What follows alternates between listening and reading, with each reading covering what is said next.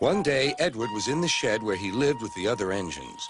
They were all bigger than Edward and boasted about it. "The driver won't choose you again," said Gordon. "He wants strong engines like us." But the driver and fireman felt sorry for Edward.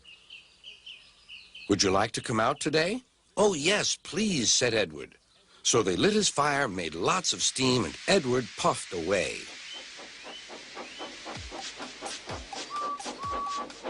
The other engines were very cross at being left behind.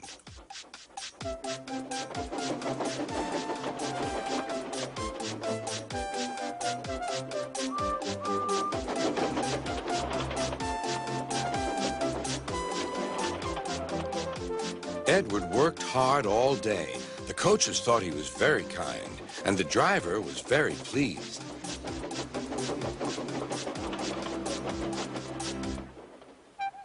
"I'm going out again tomorrow," Edward told the other engines that night. "What do you think of that?" But he didn't hear what they thought, for he was so tired and happy that he fell asleep at once.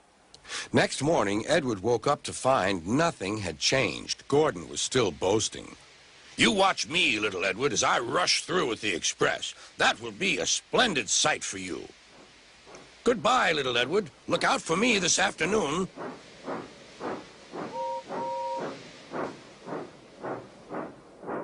Edward went off to do some shunting.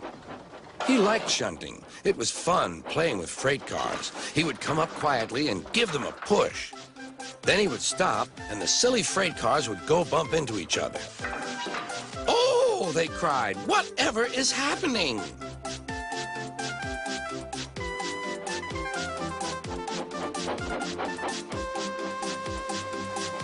Edward played till there were no more freight cars. Then he stopped to rest. Presently, he heard a whistle. Gordon was cross. Instead of nice shining coaches, he was pulling a dirty freight train. "A freight train, a freight train, a freight train," he grumbled. "The shame of it, the shame of it, oh, the shame of it." Edward laughed and went to find some more freight cars. Then there was trouble. "Gordon can't get up the hill," the porter called to Edward's driver. "Will you take Edward and push him, please?" They found Gordon halfway up and very cross. His driver and fireman were talking to him severely. "You're not trying." "I can't do it," said Gordon. "The noisy freight cars hold an engine back so." Edward's driver came up. "We've come to push." "No use at all," said Gordon. "You wait and see," replied Edward's driver. They brought the train back to the bottom of the hill.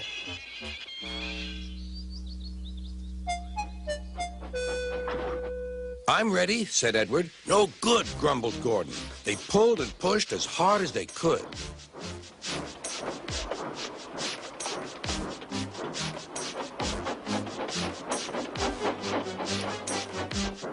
"I can't do it, I can't do it, I can't do it," puffed Gordon. "I will do it, I will do it, I will do it," puffed Edward.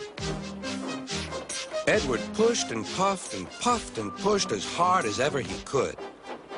And almost before he realized it, Gordon found himself at the top of the hill.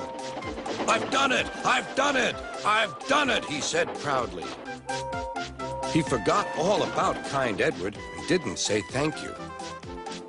Edward was left out of breath and far behind, but he was happy because he had been so helpful.